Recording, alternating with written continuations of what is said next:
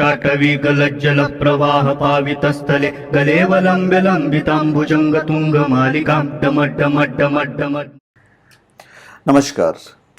इस वीडियो में हम आपको बताने जा रहे हैं एक ऐसा उपाय जिससे कि आपके घर में कभी किसी चीज़ की कमी नहीं होगी, पर नियम पालन करना पड़ेगा।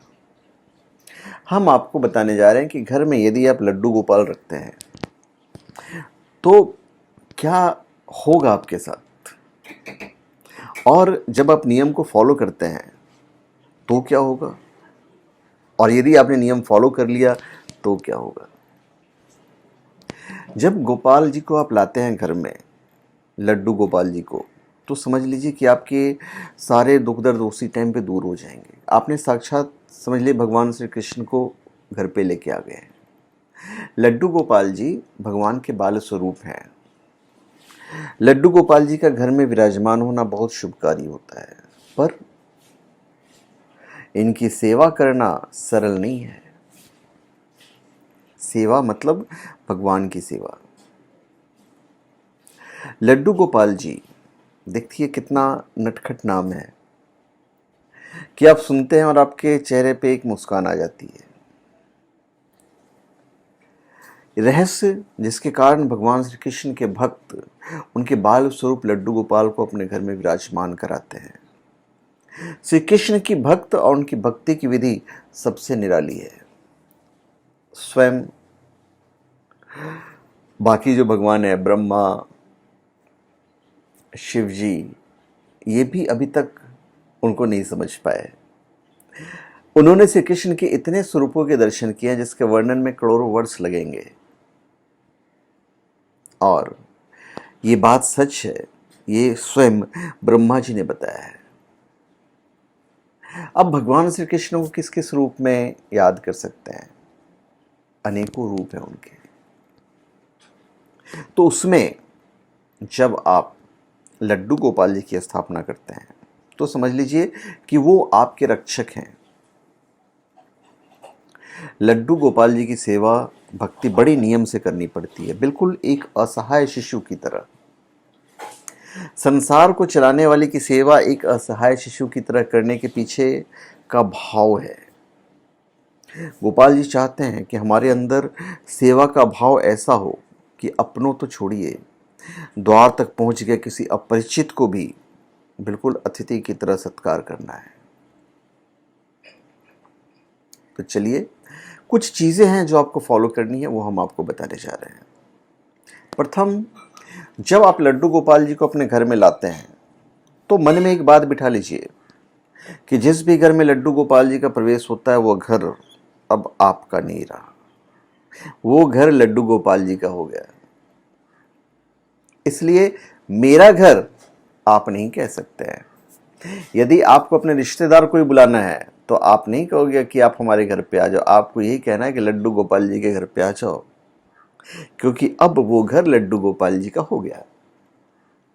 दूसरी विशेष बात यह है कि लड्डू गोपाल जी अब आपके परिवार के सदस्य हो गए। मतलब अब आपका परिवार लड्डू गोपाल जी का परिवार है। इसको आप इस तरह से समझिए।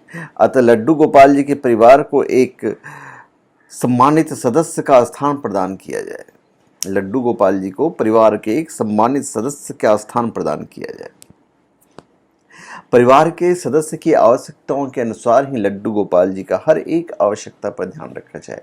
मतलब अब समझिए, एक असहाय शिशु जो 6 महीने का हो या 7 महीने का हो, आप उनका कैसे ख्याल रखोगे?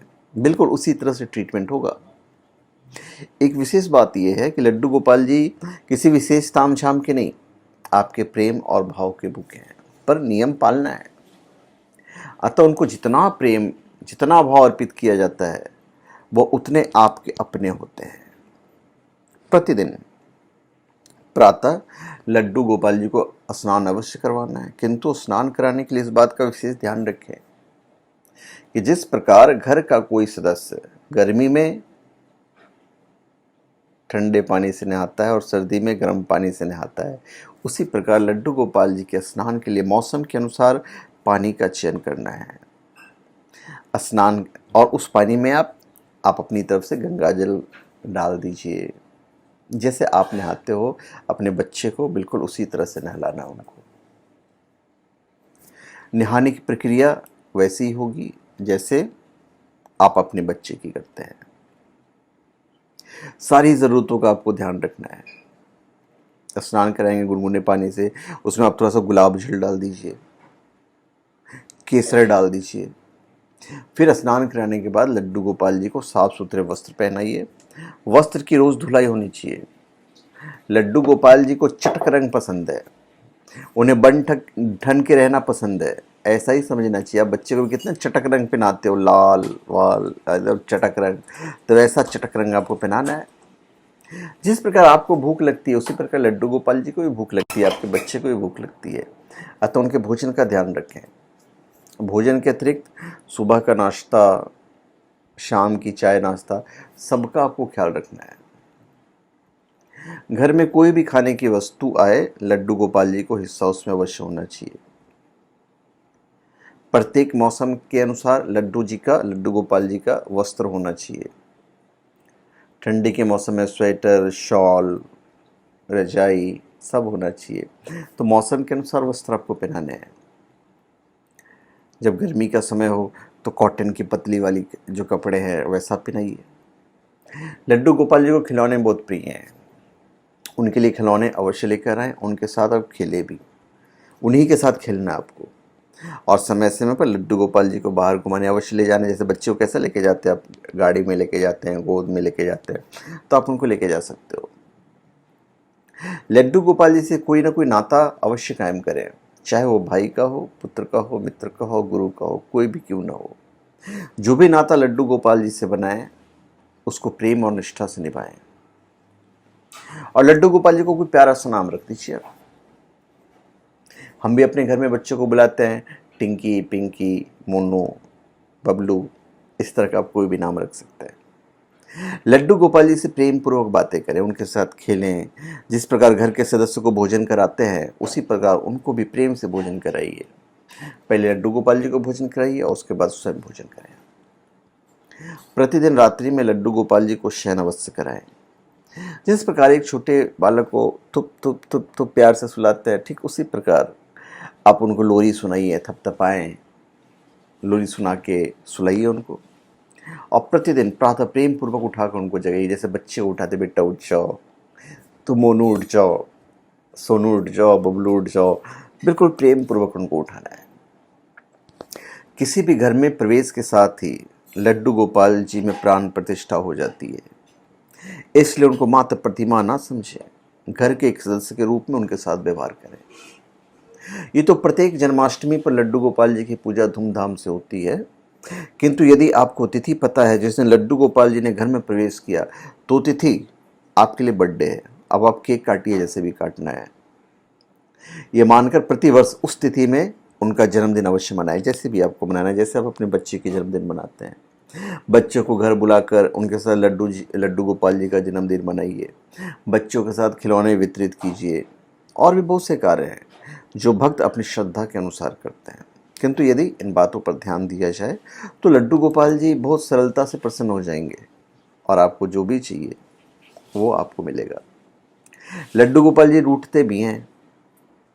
यशोदा मैया से वो अक्सर रूठ जाया करते थे और मैया घंटों बनाती थी। तो ये लड्डू गोपाल जी से प्रेम प्रदर्शन नहीं करते रहेंगे तो रूठ जाएंगे। और उनके साथ खेलें, घर के साथ उनके साथ प्रेम से भोजन करें। तो इस सब सारी चीज़ों को आपको ध्यान रखना पड़ेगा। हाँ, इतना ज़रूर ध्यान रखिएगा कि जो महिलाएं हैं जब उनके पीरियड्स वगैरह आते हैं, क्योंकि भगवान श्री कृष्ण का तो हर रूप मनमोहक है, भगवान को तो हर चीज़ पता है। और आपने देखा ही होगा कि बाल गोपाल की पूजा की जाती है, उन्हें बालक के तौर पर रखा जाता है। लेकिन जैसे कि आप सभी जानते हैं कि भारतीय परिदृश्य में महिलाओं को बहुत से सामाजिक और धार्मिक नियमों के अंतर्गत रखा गया है। बहुत से कायदे कानून बनाए गए हैं, जिनमें सबसे विवादित या चर्चित है उनका पीरियड्स पूजा के दौरान खास करके किसी भी धार्मिक कार्यक्रम में शामिल नहीं होना। अब यह पूरी मान्यता है, इसके पीछे वाकई कोई बड़ा कारण है। इस पर सवाल इसलिए नहीं किया जा सकता क्योंकि स्वयं महिलाएं भी उस दौरान पूजा पाठ नहीं करती हैं और नहीं समझती कि पूजा पाठ करें। तो आप बाल गोपाल के लिए मंत्र जाप कर सकती हैं। अगर माला का उपयोग ना करें तो उंगलियों की सहायता से 108 बार गोपाल जी का आप नाम जाप कीजिए। दूसरी बात जो आपको ध्यान रखनी चाहिए वो ये है कि आप रसोई में पका भोजन तो बाल गोपाल को भोग नहीं लगा सकते, इसलिए आपको बाज़ार से कोई ना कोई बनाया हुआ भोजन आपको उस दिन मंगाना पड़ेगा उन पीरियड्स में, जैसे बिस्किट, ब्रेड या कोई साफ़ सुथरे खाद्य पदार्थ, जिससे कि 3 बार घर के किसी अन्य सदस्य द्वारा बाल गोपाल को भोग लगवाइए। बाल गोपाल घर के बालक हैं, उन्हें ना तो आप अकेला छोड़ सकते हैं और ना ही बिना कुछ खिलाए पिलाए रख सकते हैं। इसलिए अगर आपने अपने घर में बाल गोपाल की सेवा ली हुई है तो आपको इन चीज़ों को फॉलो करना पड़ेगा जो हमने आपको बताया है। तो धन्यवाद, आप सबका हमारे चैनल पे स्वागत है। आप हमारे चैनल पे सब्सक्राइब करें और अपने कमेंट दीजिए। धन्यवाद।